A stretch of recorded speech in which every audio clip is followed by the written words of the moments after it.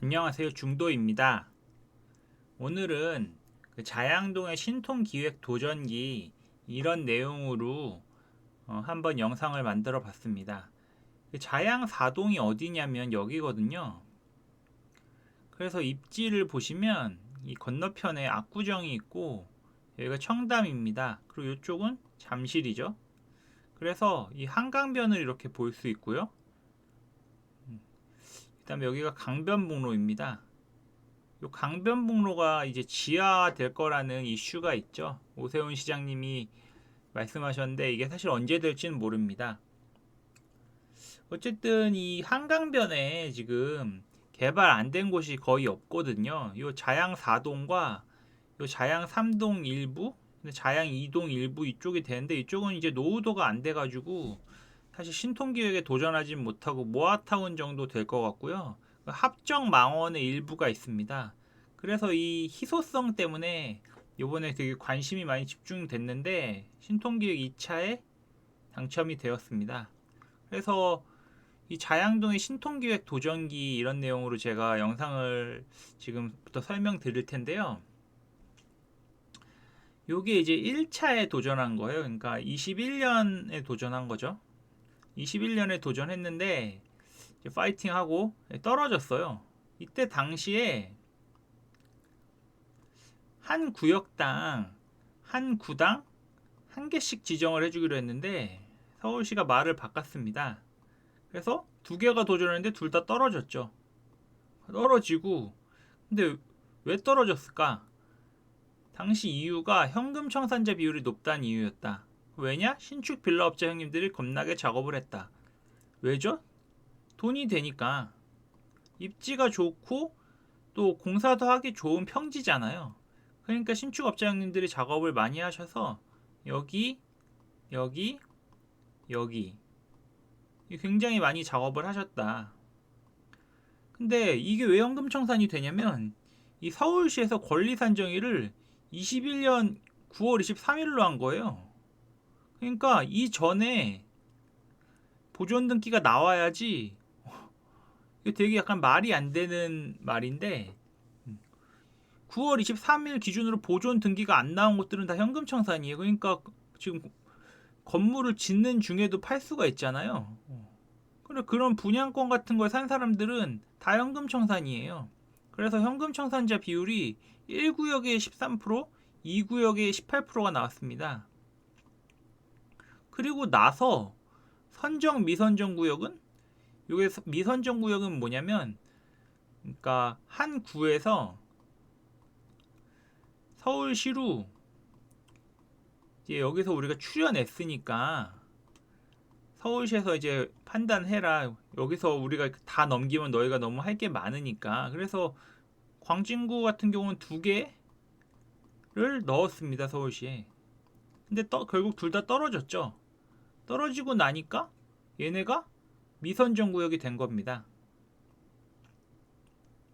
그래서 권리산정 기준일이 22년 1월 28일로 바뀌었다. 이렇게 돼버리니까 지금 기존에 공사하고 있으신 이제 빌라업자 형님들이 이거 지금 팔아봤자 현금 청산이 되는 거잖아요.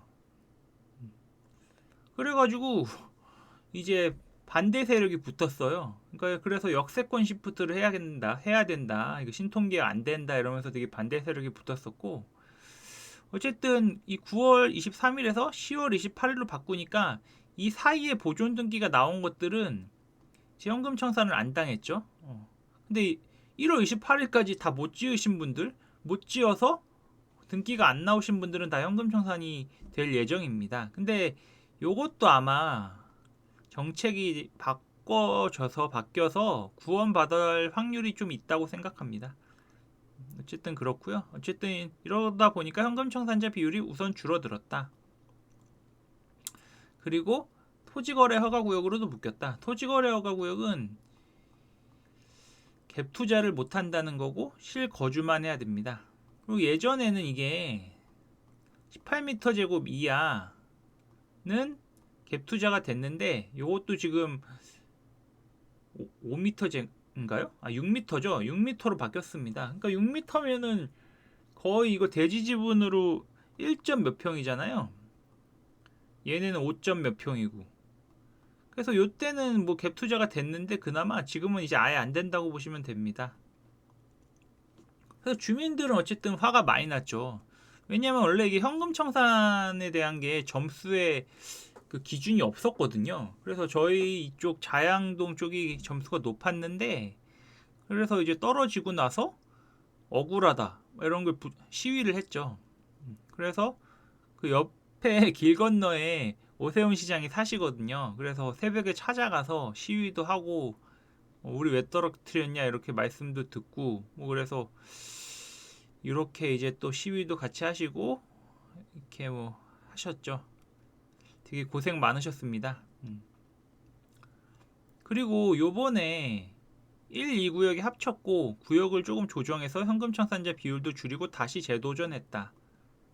이게 어디가 줄인 거냐면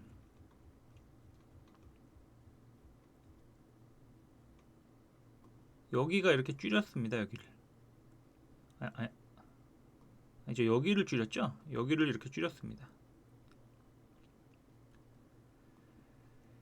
그리고 또 내려가면은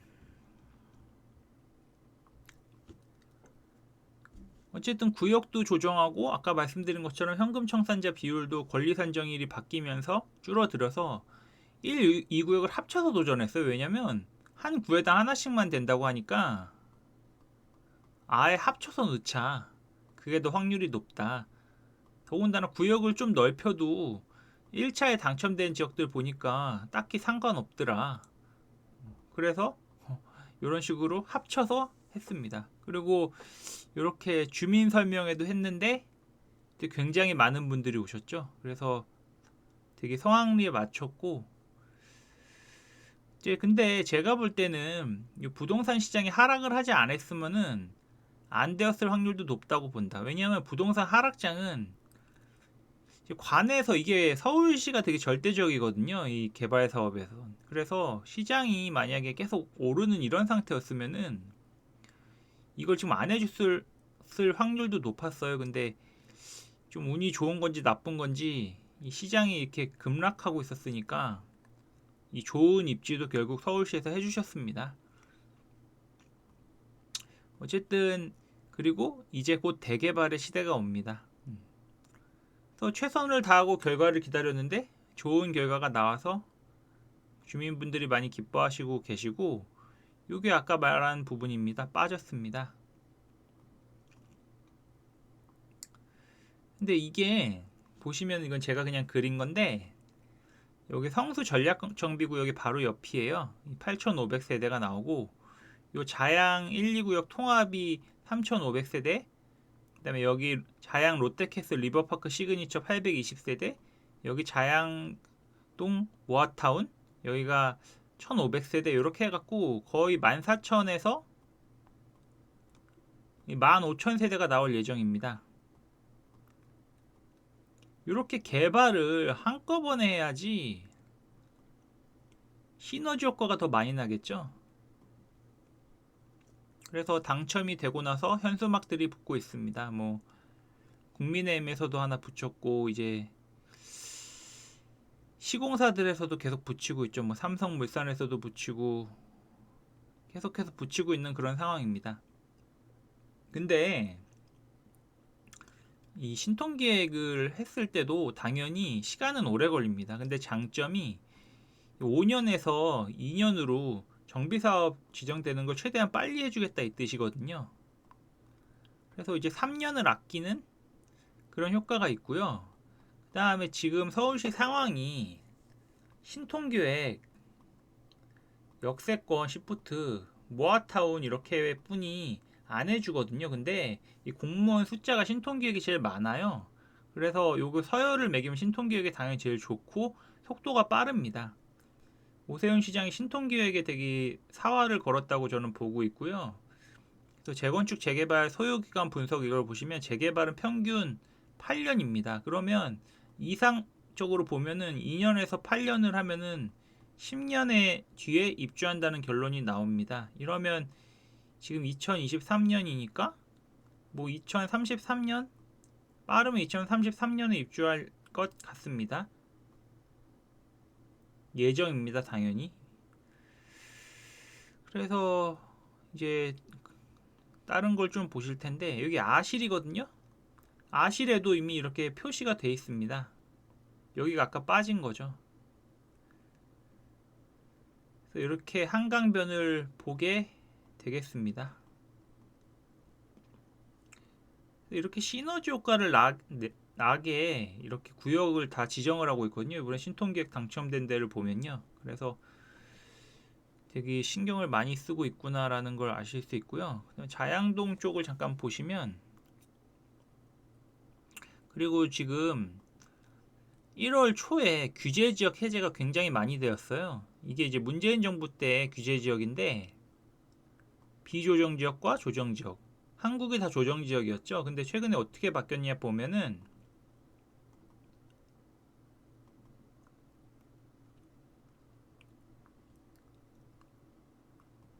용산, 서초, 강남, 송파 요거 빼고는 다 풀렸어요. 그러니까 광진구도 풀린 거죠.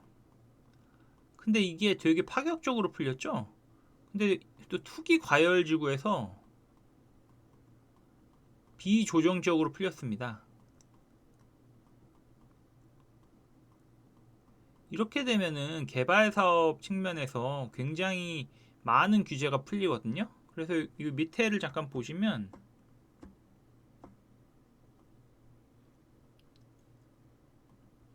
여기가 좀 작은데, 우선 정비사업 측면에서 투기 과열지구, 그 다음에 이게 만약에 비규제 지역으로 되면 어떤 일이 일어나냐면, 재건축 사업 조합원당 재건축 주택 공급수 제한 1주택. 그 다음에 이게 뭐냐면, 재건축 할 때 조합원당 그 주택 공급수를 하나뿐이 그 구역에 못 받는다는 거예요. 정비 사업은 재건축 사업 조합원 지위 양도 제한, 재개발 사업 조합원 지위 양도 제한. 이 자양동 같은 경우는 여기가 해당되죠. 이게 관리 처분 인가가 나면은 물건을 못 파는 그런 상황이에요. 이래서 한남 3구역 같은 경우가 급매가 많이 나오는 게 이런 원인이 있습니다.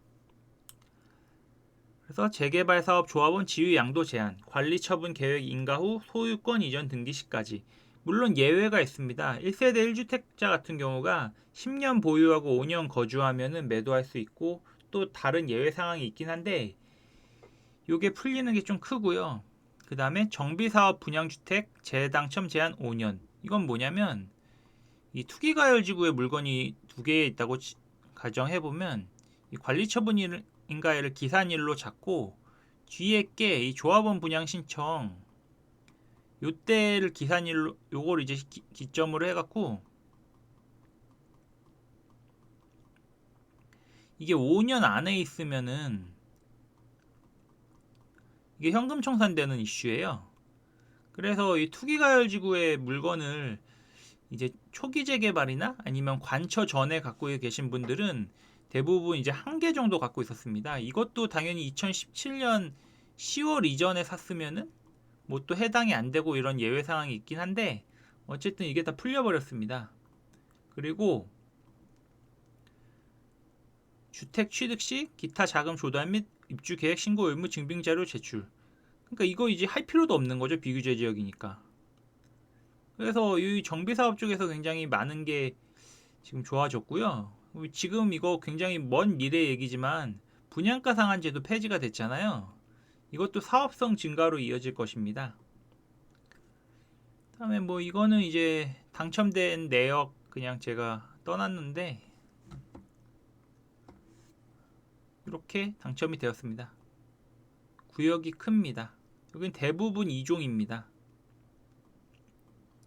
2종을 기억하시고, 이번에 당첨된 구역 중에서는 뭐 자양동이 제일 좋고요. 그 다음에 용산구 서계동, 그 다음에 마천 2구역, 이 정도가 좋습니다. 물론 입지상은 용산구가 낮지만 이 광진구의 자양동은 한강변이란 또 이슈가 있거든요. 이 한강변 프리미엄은 조금 오래 가거나 영구적으로 갈 확률이 높다고 보고 있습니다. 그 다음에 요거는 이제 그리고 여기가 구역 지정이 됨으로써 사실 가장 큰 효과는 신축을 더 이상 못 짓는다는 거예요. 이 건축허가 제한이 걸렸고, 그다음에 토지거래허가 구역도 지정이 되었고, 이 권리산정 기준이 이게 지금 22년 1월 28일로 돼 있잖아요. 이게 계속 유지가 될 겁니다. 그래서 물론 거래가 좀 이거 토지거래허가 구역으로 막히니까 좀 힘든 게 있는데, 얼마 전에 뉴스가 나왔죠.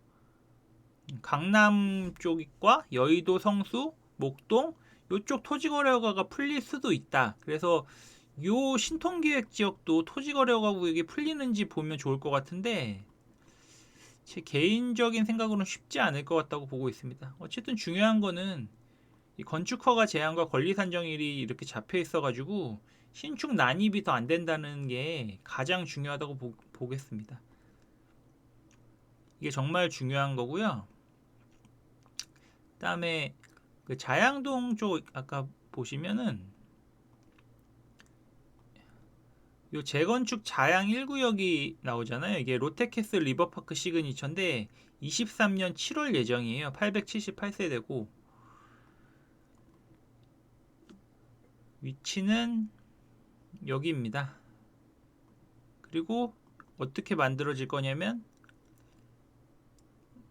이런 식으로 만들어집니다. 지금 열심히 공사 중에 있고요. 분양가를 한번 보시면 84A가 10억 7천쯤 되고 59가 8억 1000쯤 됩니다.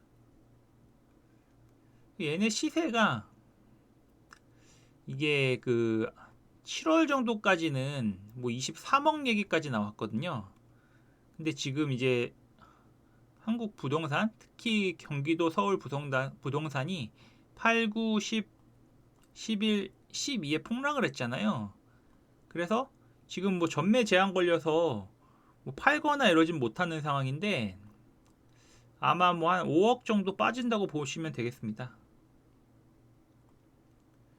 뭐 이 정도? 보수적으로 15억? 이렇게 보시면 되겠습니다. 그리고 이제 제가 이거는 이제 그냥 계산해 놓은 건데요.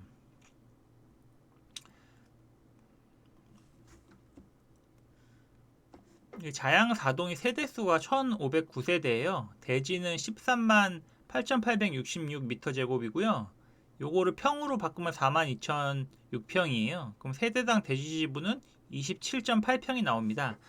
요거를 2종으로 만약에 그냥 두면은 이 3,332세대가 생기고 조합원은 뭐 당연히 1,509, 일반 분양분 1,323, 임대가 15% 넣어야 되기 때문에 500세대가 생깁니다. 근데 보통 이거 3종으로 종상향을 시켜주거든요. 그래서 종상향이 되면서 임대가 583세대, 일반 분양분 증가가 크죠. 조합원은 뭐 당연히 그대로고. 그래서 아마 3종으로 종상향을 시켜줄 예정입니다. 거의 그렇습니다. 그리고 이건 아까 말씀드린 롯데캐슬 리버파크 시그니처고 878세대고 조합원 297, 일반 분양 482, 임대는 99세대입니다. 99세대고 해서 하락기에는 이제 보수적으로 15억이었고 롯데캐슬 리버파크 시그니처는 상승기에는 20억 플러스 알파입니다. 그럼 자양 4동은 얼마가 될까 보면은 정확하게 이게 알 수가 없어요. 왜냐면 우선 옆에 성수전력정비구역이 지금 아직 아무것도 된 게 없고 여기도 완전 지금 초기 단계이기 때문에 모르지만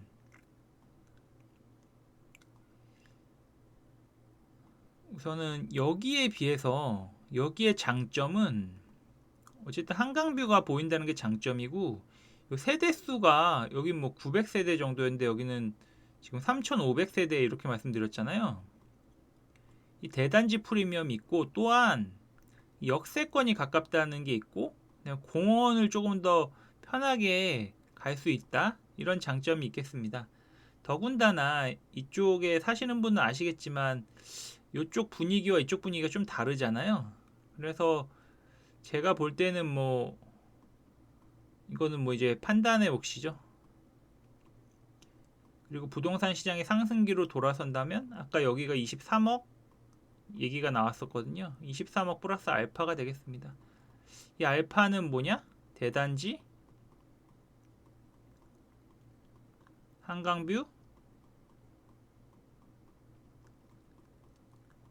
역세권이 되겠죠.